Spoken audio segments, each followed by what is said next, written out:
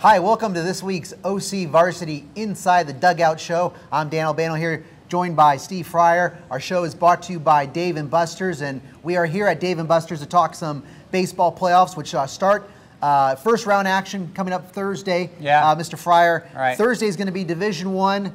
Top seed is Orange Lutheran. They got a good 1-2 combination. Yeah. Opening at home against Vista Murrieta. What do you think about the Lancers' top seed in Division I? Well, you know, it's so important, Dan, as you were mentioning, to have excellent pitching. You got to have a guy who can throw on, you know, the first day, and you got to have a guy throw on the second day, because after this first week, we go, you know, twice a week. So you got to have pitching depth, and Orange Lutheran's got it in spades. They've got Andrew Thurman, who's a fantastic right-hander, and they got a lefty, Bobby Wheatley, who a lot of people know as the quarterback for the team before he got hurt, and Wheatley's going to USC. It's a great combination, but also Lutheran's got a lot of hitting too. They've got like 6 guys with 10 or more RBIs, so it's a lineup you really can't pitch around.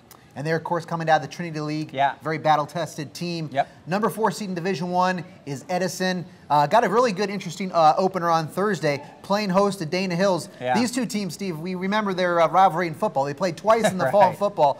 We could be looking at a matchup of Pete Tiago, perhaps going for Dana Hills, and Henry Owens for Edison.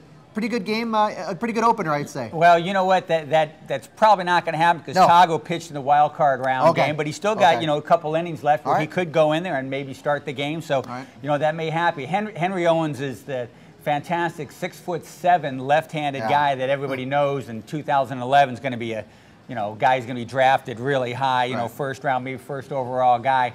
But, you know, not only have Owens, they got another really good pitcher. Nick Hansen's had a very good year. And, again, we talked about having, you know, the need for pitching depth. And they got a fantastic center fielder, and Eric Snyder, a great guy there. They've got Christian Lopes at shortstop. They got Owens at third. And this is a deep team, and they were my pick to take the Division I championship. And last year, Edison was the runner-up in Division I to Capo Valley. So we know that the Sunset League champions are going to be very hungry. Right. One of the dark horse teams that you picked, Mr. Fryer, in your preview, El Medina, is going to be home to Centennial of Corona. These Vanguard's co-champs in the Central League are pretty hot. Yeah, they've won like 7 games in a row, and it's really important to have momentum coming to the playoffs. You know, El Medina, you know, and Canyon, pretty much neck and neck throughout it, but El Medina is sort of the dark horse team, and probably a team that, you know, we all overlook when we vote in the top 10 every week. All right. Division II is going to start on Friday. Division II, one of the teams to watch, a seeded team, I believe, is Cypress. Yeah. Going to be home playing host to Woodbridge. Pretty good team there. Pretty good county matchup. Yeah, very good county matchup. You know, they've got a couple good pitchers over there at Woodbridge and Wiley and Horth. But Cypress, you know, looks like one of the top teams in the whole division. We got Zach Ortiz, you know, very good pitcher, good hitter too, going to UCLA. We've got Trent Zacks. They've got Belanger, very good player, and they've got a dynamite freshman catcher named Albano, and he's a fantastic catcher as a freshman. So they look really good in that Division II. And another team to watch out for, they weren't among the top 4 seeds. They're rather young, only got a couple seniors. That's El Toro with TJ Canzora pitching. They've got just great young players all over the field. You know, they got Brashears, who's a very good pitcher as well. And TJ is going to San Diego State. El Toro is going to is your dark horse pick. And they're playing host to Loyola. Pretty interesting matchup. Very tough. Hey, let's hit Division III, Steve. Sure. The hottest team in Orange County, without a doubt, is top seed is Beckman. Beckman has won 22 games in a row. They're 25-1, and not surprisingly, number 1 seed in the division. What do you think about Beckman? Yeah, 22 in a row, 25-1. They got to the championship game last year and lost to South Hills of Covina, so, you know, they've got playoff experience, which is huge. Got a great coach, Kevin Laval, great guy. And they've also got great players all over the place, a real good shortstop, Brandon Trinkwan.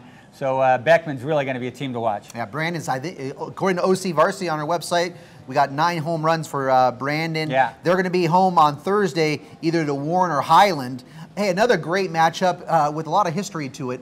La Quinta, Ocean View. That's a dandy, Steve. I mean, some of the tradition of these two programs, that's a nice county matchup in Division III. Yeah, they've both got some CF championships in their pocket, so it's really good. La Quinta's not the La Quinta they were, and Ocean View's not the Ocean View they were, but, you know, we're talking about 2 teams with a lot of tradition, so it should be a lot of fun. Right. Of course, the team out there in the Garden Grove League, Rancho Alamitos, is also going to be home to Cajon on Thursday. Anything else you want to touch on, Steve, as we are marching toward these baseball first-round games? Well, let's just hope the weather stays really nice. It's good baseball weather right now while we're taping this, and so we'll see how it goes. We got some fantastic teams out there and great players. All right. Well, thank you, Mr. Fryer. And for more coverage on the baseball playoffs in the first round, Thursday and Friday, be sure to join us on ocvarsity.com, where we've got you covered.